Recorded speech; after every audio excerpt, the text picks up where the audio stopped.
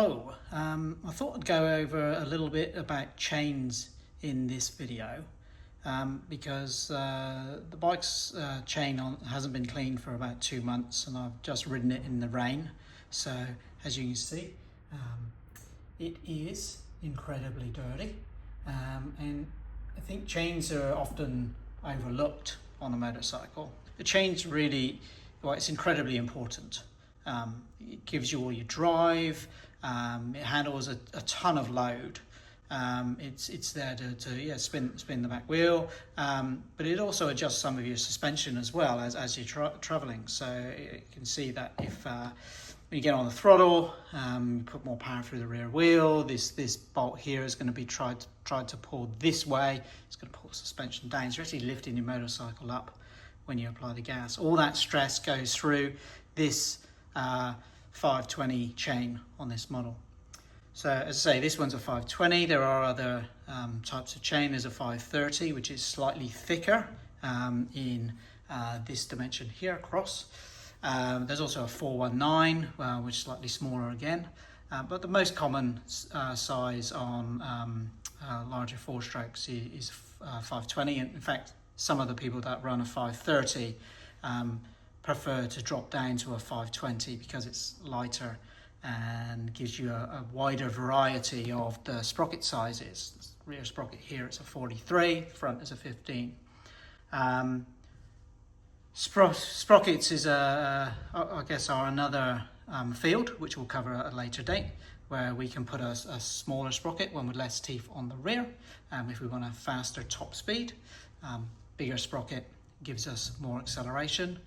Over at the front, we might put a smaller sprocket on the front if we wanted more acceleration, and a larger sprocket if we wanted more top speed. But at the moment, this one's set to 15 and 43. There are some different types of chain. This particular chain is an O-ring chain. There's another type which is the non-O-ring chain. That one obviously no O-rings, gives you a little bit more power and more efficiency, but it doesn't handle the grit and the water and the rain so well as an O-ring. An O-ring, keeps all the grease on the inside of the rollers there, which is where you want that grease to be for maximum efficiency. The non-O-ring ones are a little bit cheaper, but as I say, wear out quicker. Within the O-ring, you've got several different types of O-ring. You've got a normal O-ring, which gives you like a flat face between each of these plates, the inside plate and outside plate. Then you've got other ones like an X-ring, where there's less points of contact, so theoretically less friction. There's a U O-ring, which is then 3 points instead of the 4 of an X or the big flat point when you squash an O-ring. But they tend to be more expensive as you go to less friction, and of course then again they do wear out quicker. So if we were racing this motorcycle, we'd probably use something like RK's TRU, and we'd probably put that chain on and let it do maybe 2 meetings before replacing it. We want to keep the motorcycle chain clean, couple of reasons. One is we want to inspect it to see if it's safe. We want to make sure there are no broken links, no stiff links, anything that's going to cause us a problem in the drive chain. The other reason is worn chains sap power, they ruin efficiency. If the chain has to fight against itself, it's not fighting to push you through the air. So we want to keep it clean and keep a lookout to see if there are any problems in that area. And a dirty chain is just going to mask any of those problems. Chain obviously is super important to the motorcycle. It provides power to the rear end, propelling you along the road. It also can put stresses on other components as well, as it's pulling, as the engine's pulling the wheel forward. There's stresses on your axle, there's stresses on your suspension as it's trying to move the suspension up and down. It's a very critical piece of the motorcycle and something that we really should look after. If the motorcycle is moving at around 200 kilometers an hour, this chain link is moving forward by about 70 kilometers an hour. If it snaps and hits you, it's really going to hurt. If it goes forward into the engine cases, it's going to ruin your engine on that side. The engine's going to have to come out to be repaired, parts replaced. When a chain snaps, the best thing that can happen to you is it flies out the bottom along the road, and you end up with a long wait on the side of the road or the side of the track waiting for recovery. That's your best outcome on a chain snap. Worse, as I say, is injury or cost. So with this one, we're going to use some degreaser and a chain brush to try and clean most of this off before we then lubricate it again. Degreaser, look for one which is specifically for chains, because there are some sensitive components in a chain in terms of the O-rings. I'm going to use one of these chain brushes to get in there, along with some degreaser. I've got this chain cleaner which I'm going to use on this. It's important to use a specific chain degreaser, because you want something that's not going to degrade any of the O-rings inside your chain. Because if your chain looks fine on the outside, it's still not going to be any good on the inside. If you've degraded your O-rings, there's going to be a lot of slack there. So I'm going to go ahead and start cleaning this. One of the things I will point out is this sprocket cover here. Don't be lazy, take that off, because all of the grit that sits on this part of the chain will be transferred all the way through here at 70 kilometers an hour, be thrown into the engine and stick. So when we take this off, I bet there's going to be a lot of road dirt and mess in there that we've got to clean as well. So let me take that off and we'll have a look. 3 bolts for this. One's hidden under here. I'll get to that one first.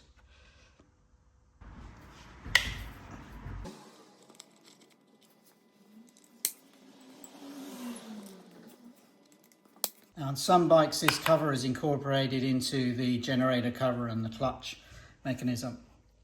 You might find that you need to just look at your manual to work out whether you need to do anything specific for your make and model. This one, and a lot of bikes, it's separate. So we can just pull that out, and it's just literally a plastic cover. So you can see that. Inside, you can see here, there is a lot of dirt already stuck on that. So I'm going to give this case a clean as well before I put it back on. Inside, let's have a look. Okay, so we can see down at the bottom there, you can see near the bolt hole there, there's lots and lots of dirt that we've got to scrub off. One of the things I'm going to look at here as well is the sprocket nut. Has this washer on it, tab washer they call it. It's closed over still, so we know that the nut hasn't come loose. You can see that on that side. Here, you can see that these 2 links are different. This one, the end is solid, flat. This one looks like it's got a little dent inside. This one here is actually this rivet link. 2 types of links. One, I think the split link it comes with a spring clip, which you can easily put on and pull off, a little bit like a bicycle clip. Generally used up to 520 chain, generally used for smaller engines, maybe 250 up to maybe 400. Anything over a 600, you probably want to have a rivet link on. The split link makes things easy if you're going to change your sprocket sizes and therefore have to lengthen or shorten your chain. That makes it easy to add and remove links. The rivet link is a little bit more permanent, and we have to actually grind these off and then pull the link off and then use some special tools to rivet the link back on. One of the things I've noticed on this is a 15 tooth sprocket. We are incredibly close here to the clutch housing. Now the problem with that is you can see how close that chain is to that housing right there. Now if I was to put on a bigger sprocket, there's a chance that we might actually hit that housing. And that's right in there. If you can see that just there. The other problem we've got is if this chain gets very loose, then as the chain throws forward, so this bit, as this pulls forward, it may actually hit this part of the clutch housing. So I really need to be careful we don't let this chain get too worn, because it will pull away from this sprocket as it accelerates towards the engine, this part of the chain is going to try and pull away from the sprocket as it's traveling this way, 70 kilometers an hour. It's going to try and go into the engine, but the rest of the chain is going to pull it around at the last minute. So if we end up with anything too loose, then this link here might actually hit this housing and start to wear it. And I would never know that had I not taken this cover off. So that's another thing to look out for. But we're going to clean the chain. I'm also going to get into here and start cleaning all of that out as well before we need to re-lube it. So we'll go ahead and do that. Right, so I've got my setup here. As you can see, I've got a drain tray, empty drain tray down there to cap some of the degreaser. I've got rags underneath. Cleaning a chain is going to be an incredibly dirty job. So I've got rags, plenty of rags. I've got a piece of silver paper here to protect my rear wheel once I come to cleaning the train in this area. And I've got some gloves, some nice blue gloves, which are resistant to chemicals. So when I get the degreaser all over my hands, they're not just going to perish and fall off like the white gloves do. So make sure you've got some of those as well.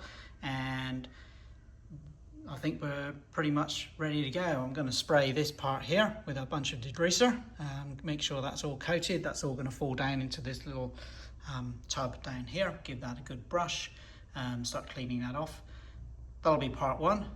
Second part is I'm going to come over here and I'm going to use the chain brush and give that a good scrubbing as I go through. One thing I would mention here is this goes for rear wheel cleaning as well. Never ever be tempted to have the engine running and in gear to move the chain for you. Always move this chain by hand yourself. It's slower, it's more methodical, but you really do not want to lose fingers in the chain and sprocket.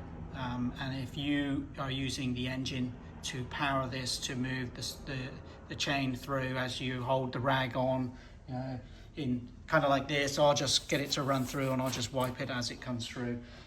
The rag is going to catch.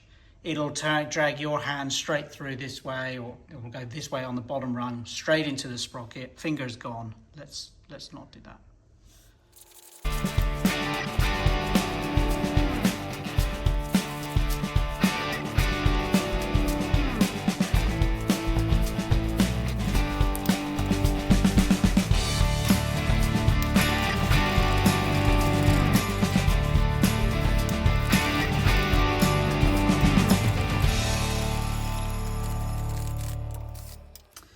Right, as you can see, that is now got a lot of the messy road dirt off.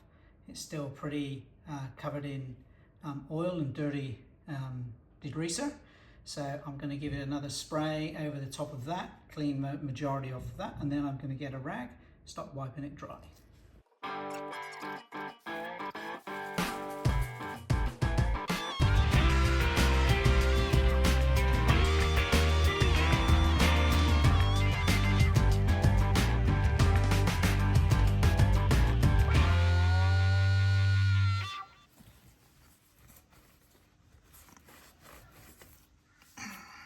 Okay, so I finished the cleaning of the chain. It's looking a lot better than it was when we first started. There's the rivet link again, and if I spin the wheel, it sounds a whole lot less gritty than it did before I started. So quite a bit of dirt came out. It is not a quick job. It's probably taken around 30 minutes, 40 minutes to get this as clean as I want it. And it's extremely messy. As much ground cover as you put in, there's always a way that dirt finds its way onto the floor, so I'll clean that up as well. So next thing I'm going to do before I go any further is I'm going to take the bike outside. I'm going to give it a full wash. And then when I come back in, I'll show you the trick I have for oiling the chain and saving you getting a mess all over your wheels. Okay, go wash the bike. One of the annoying things about oiling a chain is that it's inevitable that the oil that you put on the chain here is going to end up on your nice clean wheels all the way over here and splattered down the tyre as well, especially if you put too much oil on it. I'd say that's inevitable, but we do have a way that we reduce that and get more oil into the chain. So one of the things we'll do first is a trick I got from motocross is we're going to put some WD-40 onto this wheel. I'll spray a little bit onto a rag. I'm going to wipe that onto the wheel itself. And what that happens there is any chain lube that ends up on the wheel is going to come off really easily after my first test ride, once we've done the chain oiling. So I wipe that on. That wheel's now got a nice coating of WD-40 on it. Any oil that splats on there when it flies off of here is going to come off really easy. Now, right, so oiling the chain. We need chain lube on the chain because it lubricates the pins here, these rollers. It protects the steel chain from rust. The lubrication also helps keep the chain cool. We don't want to get too hot under load. So we could spray nice and easily all the way along the top here. And that will be easy, spinning the wheel, spin, spin, spin, spray, spray, spray. All we're doing there is coating the outside of the chain with chain lube, and all that's going to do under load is fly off straight onto your wheel, and you'll lose most of that. So the way that we've found to make this easier is to spray along this edge, inside the chain, on the front side and the back side, all the way around. And as the wheel turns, the centrifugal force is going to force that oil outwards towards the wheel, but to get there, it's going to have to pass through the chain, which forces that lube all the way through the chain and coats the chain for us. I found that works much more effectively. The chain stays lubed for longer, the wheel gets less dirty as well. And because we sprayed the WD-40 on it, any little bit that gets through there afterwards is going to be easily wiped off. So this is how we do that. Spinning the wheel by hand. Never do this under the power of the engine. Just spray all the way along like that. Keep going.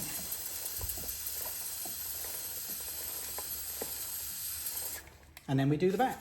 So we've coated the whole inside edge of that, then we do the back side.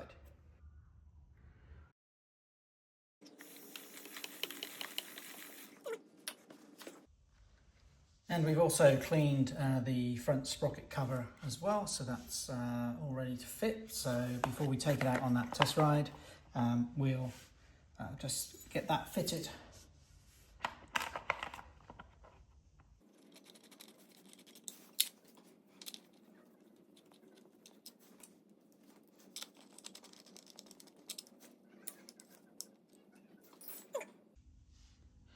Now we do have a video on how to do chain adjustments and wheel alignment coming up. So if you're interested in seeing a little bit more about that, please subscribe to our channel and it'll notify you when those videos are published, and you can have a good look at those.